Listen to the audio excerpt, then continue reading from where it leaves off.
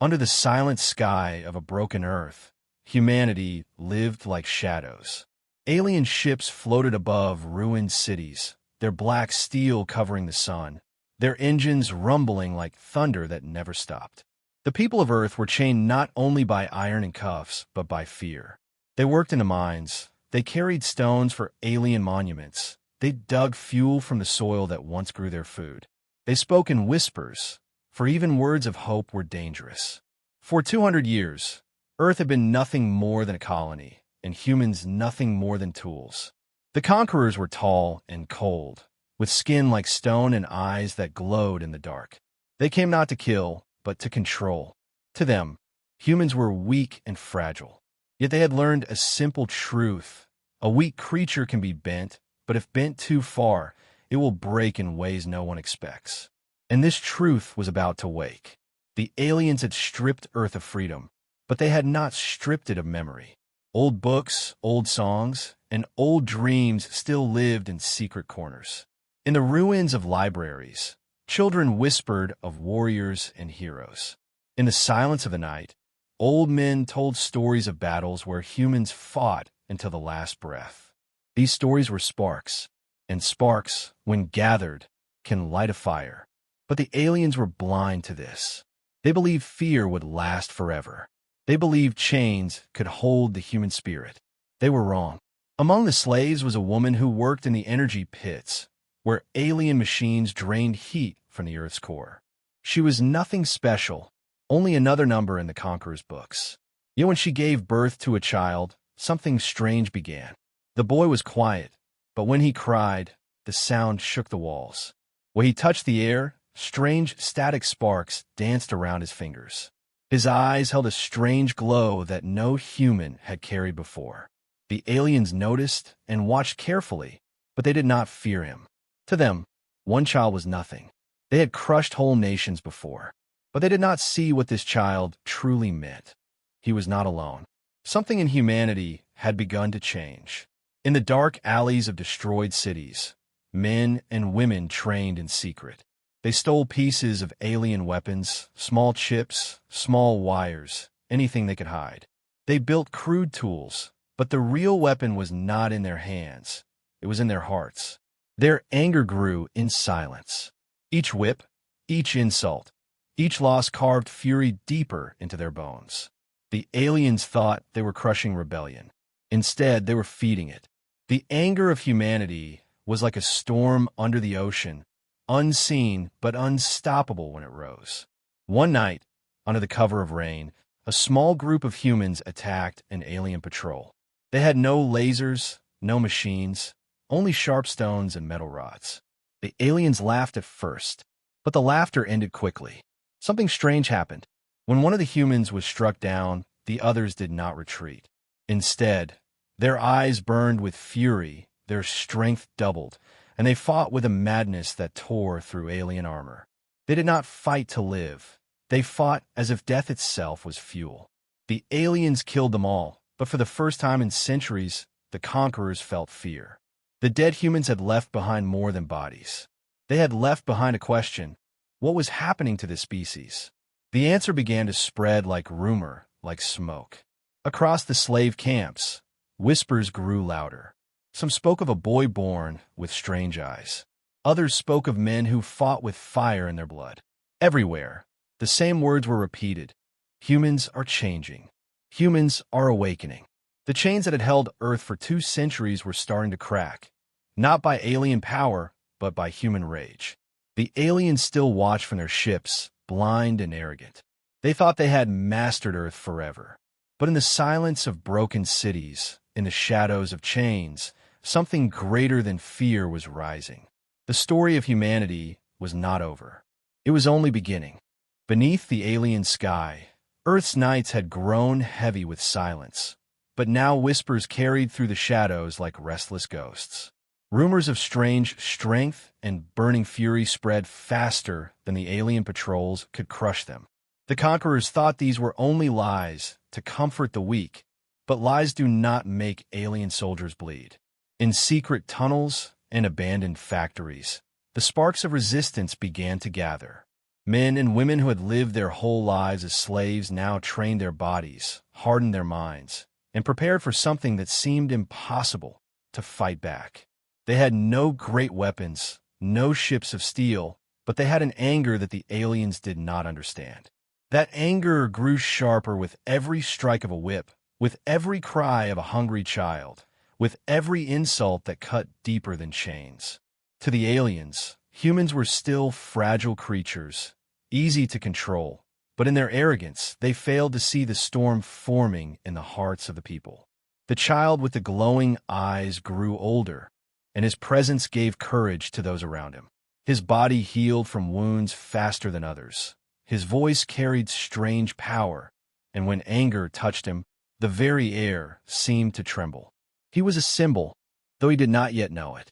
Mothers whispered his name in the dark. Fathers told their children about him as though he was already a legend. Hope, long dead, now rose again, thin and fragile but alive. Hope mixed with anger is dangerous, and the aliens had given the humans endless reasons to be angry. The conquerors noticed changes in the slave camps. Humans began to walk taller, their eyes less empty. They whispered, less in fear and more in secret planning. Some aliens laughed at this new attitude, calling it foolish rebellion, but others watched with unease. They remembered the first attack in the rain, the way a handful of humans had fought like demons. One commander recorded the fight and replayed it again and again, his stone-like face showing something rare among his kind: doubt. The first sparks of rebellion turned into flame in a forgotten mining pit. A group of humans, exhausted and beaten, were ordered to dig deeper into the earth for alien fuel. When one man collapsed, the alien overseer struck him without mercy. Something broke that day, but it was not the man, it was the patience of the crowd. With nothing but their bare hands and mining tools, the slaves turned on their master.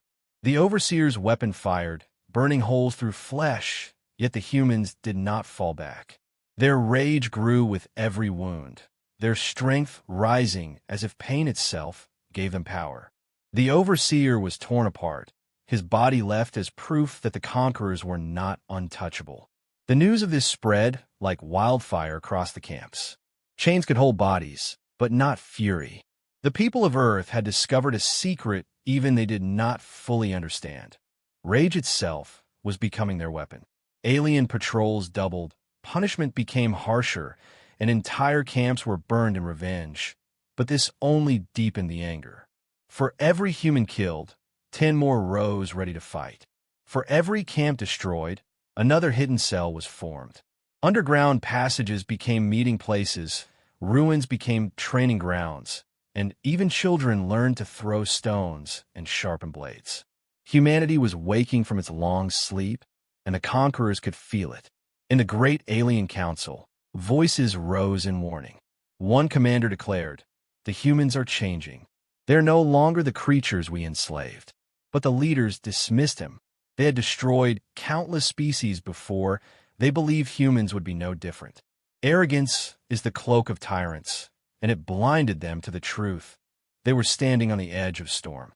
The boy with the glowing eyes witnessed the uprising in the mining pit. He was young, but something inside him stirred when he saw blood spill and fury rise. His heart raced not with fear, but with a strange joy, as if part of him had been waiting for this moment. He felt the anger of his people like fire in his veins, and he knew, though he did not understand why, that this was only the beginning. The humans around him began to look at him differently, not as a child, but as a sign that Earth itself had chosen to fight back. Across the planet, the same pattern repeated. A patrol destroyed here, an overseer killed there, small flames lighting up in the darkness. Alone, these acts were small, but together they became a chain of fire stretching across the world. The conquerors could no longer pretend it was nothing. Reports came in of alien squads wiped out by unarmed humans, of soldiers struck down by hands that moved faster than bullets, of humans who fought with broken bones and still refused to die. The aliens gave it a name: the Rage Plague. They spoke of it in fear, as if humanity had become infected by something unstoppable. But it was not a plague. It was the oldest truth of all. The truth that no chains can hold a people forever, and no empire lasts forever when it feeds on rage. The sparks in the dark were no longer whispers. They were fire, and fire only grows. Humanity was preparing whether the aliens believed it or not. Earth had been a prison for 2 centuries, but a prison built on fury is a prison waiting to explode. And now, the explosion was coming. The storm that had been building in silence finally began to show itself, and the aliens who once believed Earth was theirs forever started to sense unease in their stone-like hearts. The whispers of rebellion had turned into shouts in hidden places, the sparks of defiance into flames of open resistance. And now something far stranger was happening. Humanity was not only rising in spirit. Their very bodies seemed to change under the weight of centuries of rage. At first, it was small things. A man struck by an alien whip stood up again when no one should have survived. A woman carried heavy stones with strength beyond reason. Children recovered from wounds in days instead of months. The conquerors dismissed these as rare accidents. But the accidents became too many, and soon the truth was undeniable.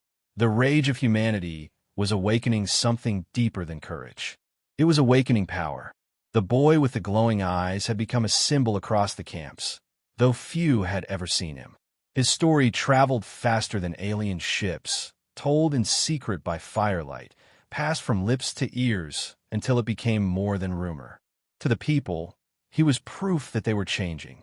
To the aliens, he was a shadow of dread, a figure they did not yet understand but could no longer ignore.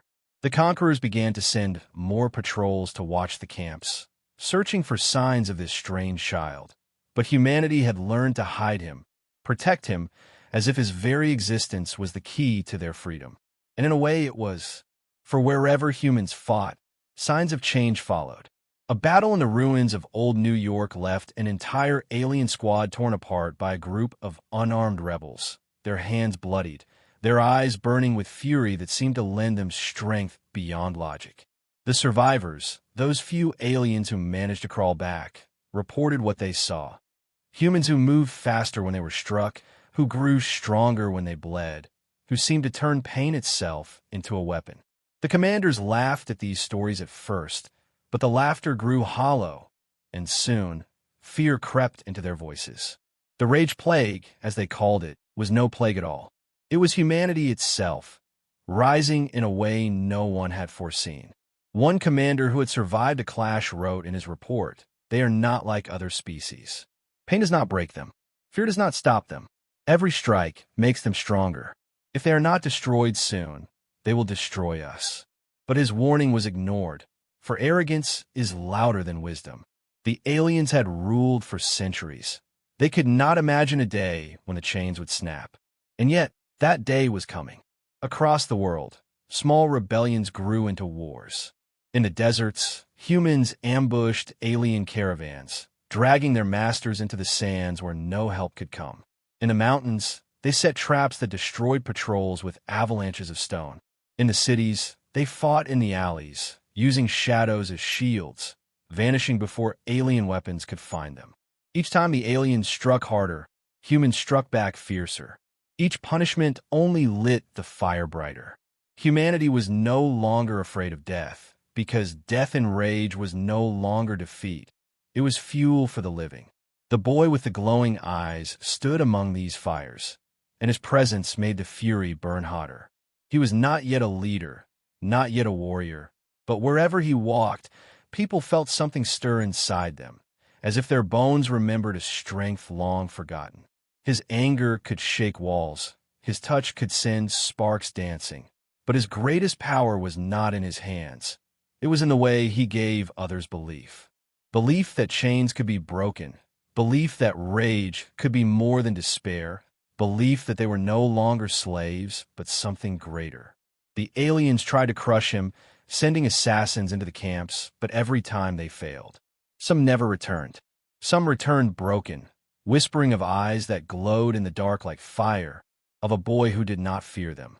And so the myth of the rage child spread, and with it, the awakening of a species. Soon, A battle came that would change everything. In the fields outside a ruined city, 1,000 humans gathered with nothing but stones, sticks, and stolen blades. They faced an alien force armed with weapons that could tear through steel. The outcome should have been certain. Yet when the fighting began, something ancient and terrible rose from the human side. The screams of rage were not only sound but force, shaking the air, shattering alien courage. Men and women who had been slaves all their lives fought like predators unleashed, their blows breaking armor, their fury tearing apart machines. The aliens, who had never known fear of humans, fled that day, leaving their dead behind. It was the first true victory, and its echo rang across the planet. Humanity had awakened, and the galaxy would never forget what followed. The chains were breaking, and the rage of Earth was only beginning. The first true victory of humanity did not echo quietly. It roared across Earth like thunder rolling over a dead horizon, and for the first time in 2 centuries the conquerors felt the tremor of fear inside their iron hearts. The field where alien soldiers had fled became a symbol, a wound in the Empire's pride, and from that wound bled out. Yet for the humans, that field became sacred ground, proof that rage could turn chains into weapons.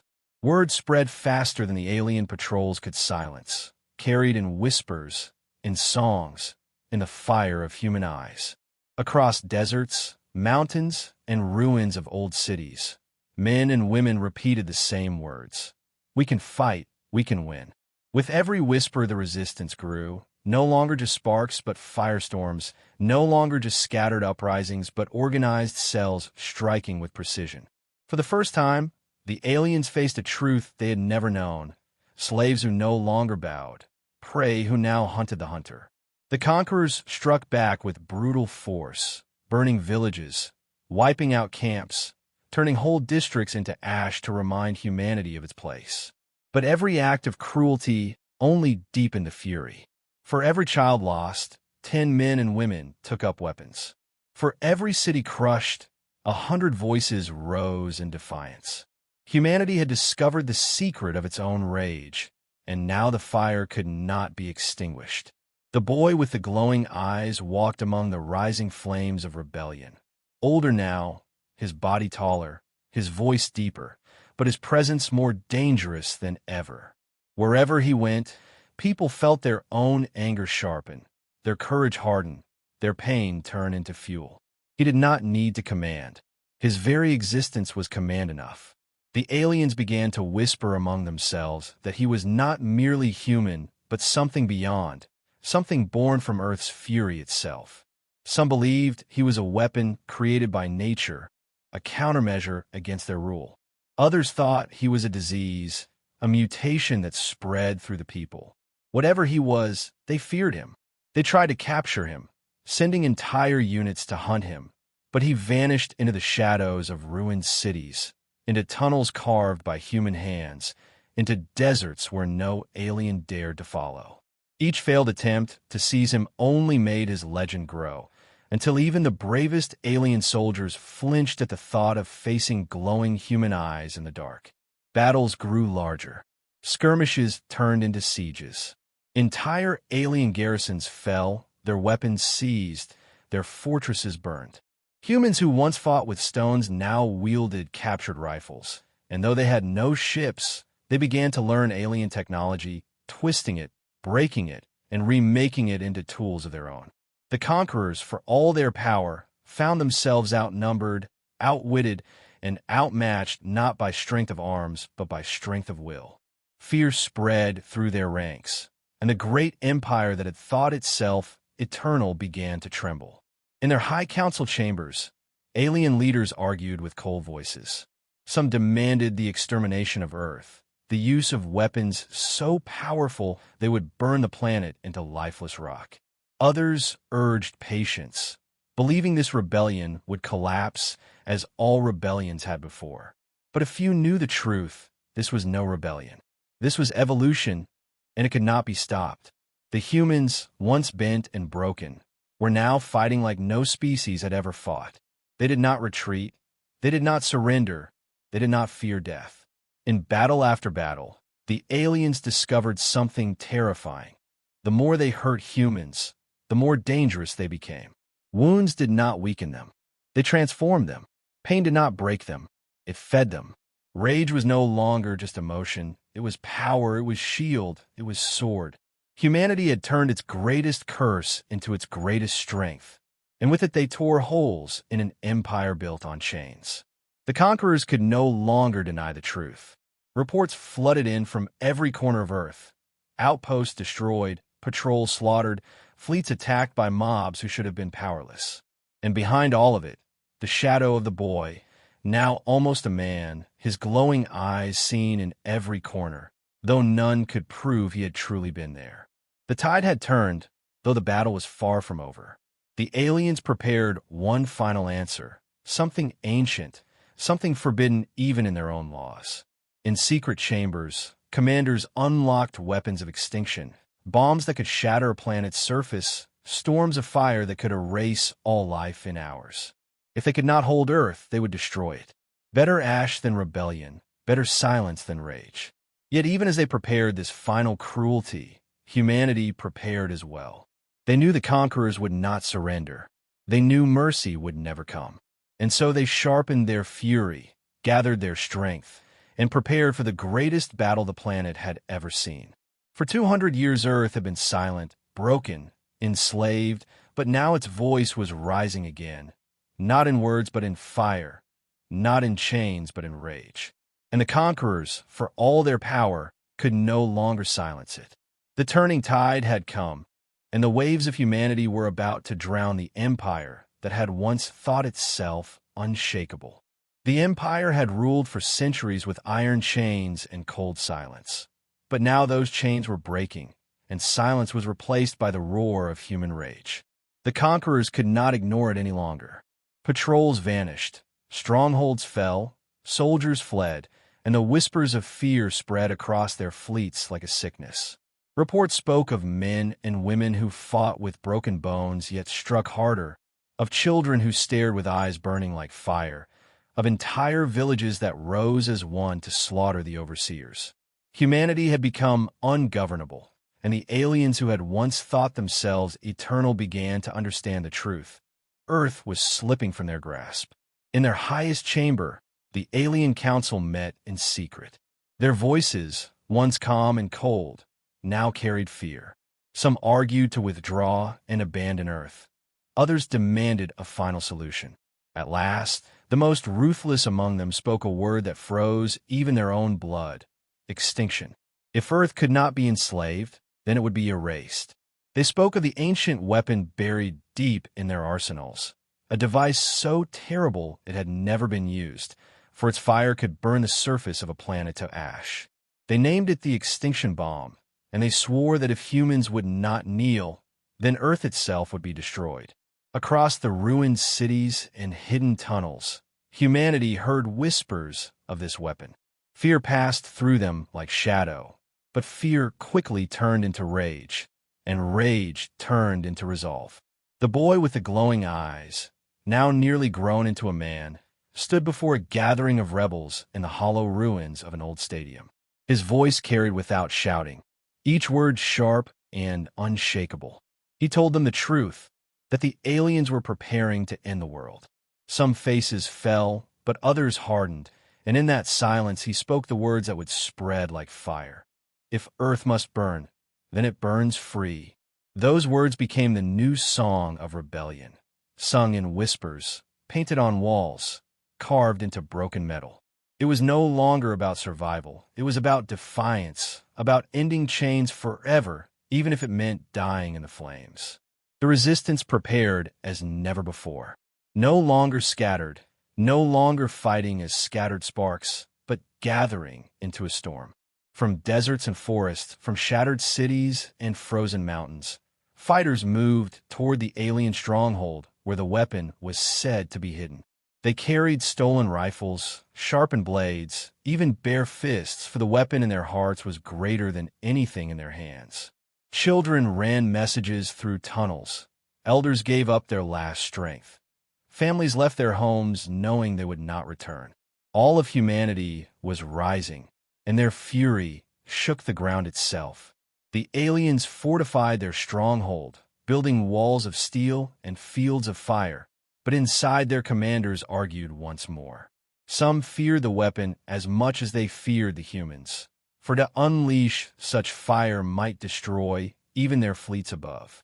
But the most merciless voices silenced them, declaring that no cost was too high if it meant the end of human defiance. And so the weapon was armed, its core glowing with deadly power, a sun imprisoned inside a shell. Above, alien fleets prepared to retreat, ready to leave Earth as a wasteland of ash. Yet even as they armed the weapon, humanity closed in. The night before the final assault, silence spread through the rebel camps. Men sharpened blades in the dark. Women cleaned stolen rifles. Children clung to their parents, knowing they might not see another dawn. Fires burned low, casting long shadows, and in those shadows the boy with the glowing eyes walked among them. He spoke little, for words were no longer needed. His presence was enough, his eyes carrying the fury of an entire species. When he looked to the sky, every fighter did the same, and all saw not only the alien ships, but the stars beyond, the stars that had been denied to them. That night, humanity swore that they would rather die free beneath the stars than live chained beneath alien boots. Dawn came, though the sun was dim behind the smoke of war. The rebels gathered, tens of thousands strong, moving as one tide toward the stronghold. Their weapons were few, their technology crude, but their rage was endless. The aliens opened fire, burning hundreds, but the humans did not retreat. They surged forward, their fury turning pain into power, their screams echoing across the battlefield. The conquerors had faced armies before, but they had never faced a people who fought as if death itself was their ally. The walls shook under the assault, and though the aliens fired with weapons that split stone and melted steel, the humans climbed, broke, and tore their way through. Inside the stronghold, alarms rang, and commanders screamed to activate the extinction bomb. But even as the weapon began to hum with deadly light, the rebels were already at the gates. The final battle had begun, fire against void, rage against silence, humanity against extinction. The stronghold shook as if the earth itself had risen in fury, and the sky above was torn by fire as alien warships circled like vultures waiting to feast on the ashes of a dying world. The humans surged forward with nothing but stolen rifles, broken blades, and bare hands, yet their fury made them stronger than any weapon. They poured through the fields of fire, their bodies torn but their spirits unbroken, every scream of pain only feeding the storm. Alien soldiers met them with rifles that burned holes through stone, but the humans kept coming, climbing over walls, smashing through gates, dragging down their enemies with sheer rage. The aliens had expected a desperate mob, but what they faced was something far more terrifying, an army of rage that grew stronger with every wound. The boy with the glowing eyes moved among them, his presence like a torch in the storm.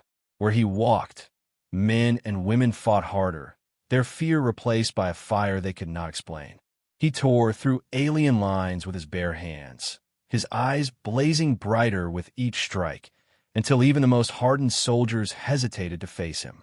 To the rebels, he was no longer just a boy, but the living spirit of Earth itself, rage made flesh.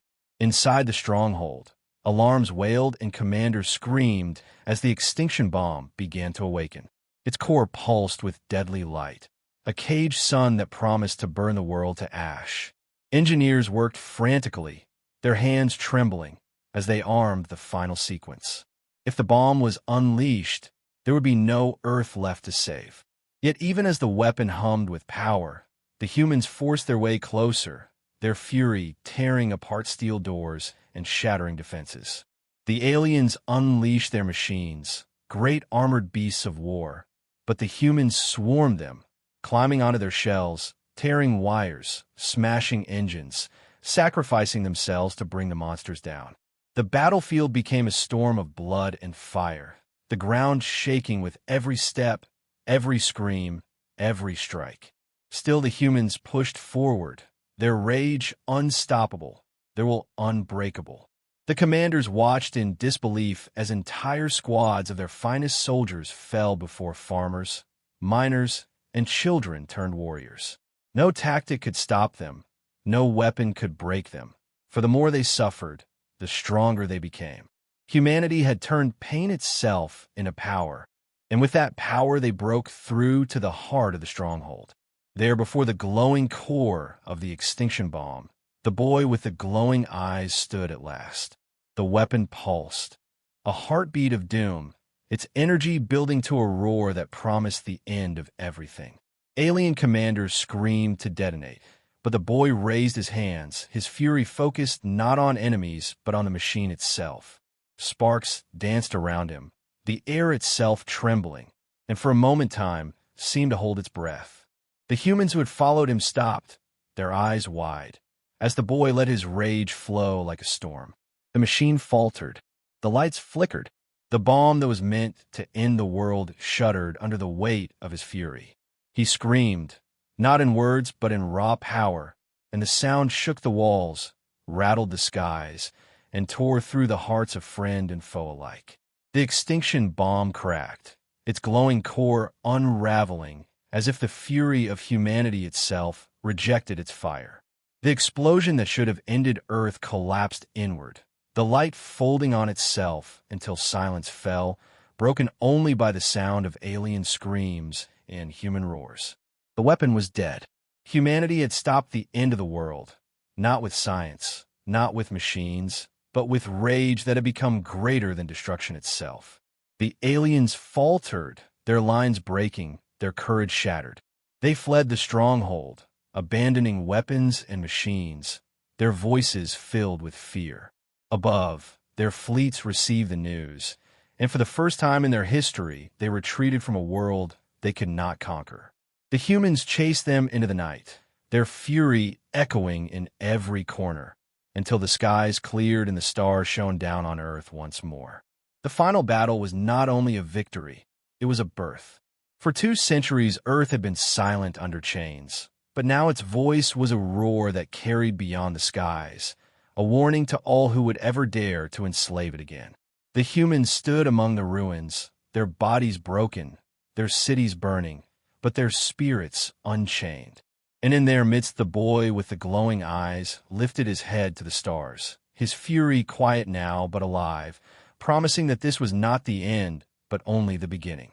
Humanity had survived the fire, defeated the void, and proven a truth the galaxy would never forget. When the rage of Earth awakens, nothing can stand against it. The smoke of battle still clung to the skies of Earth, black clouds drifting above broken cities and shattered fields, but beneath that ruin a new sound rose, the sound of freedom. For the first time in 2 centuries, no alien chains clinked against human wrists, no patrols marched through the streets, no cold voices barked orders from above. The conquerors were gone, their fleets scattered, their strongholds reduced to ash, and humanity stood bloodied but unbowed upon the soil they had reclaimed.